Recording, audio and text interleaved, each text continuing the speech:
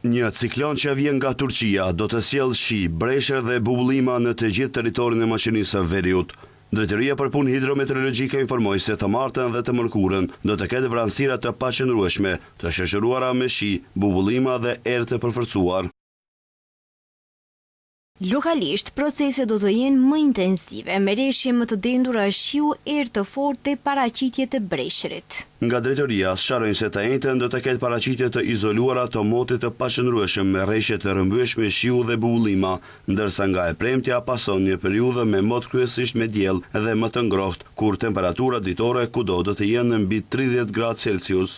Në Shkup, gjatë ditëve në vijim, do të vazhdojë moti i ngrohtë, por në orët e pasdites, në disa pjesë të Luginës do të ketë zhvillim të vranësirave të paqëndrueshme, të shoqëruara me shi, bubullima dhe erë të përforcuar veriore, të cilat përkohësisht mund të marrin formën e një stuhie.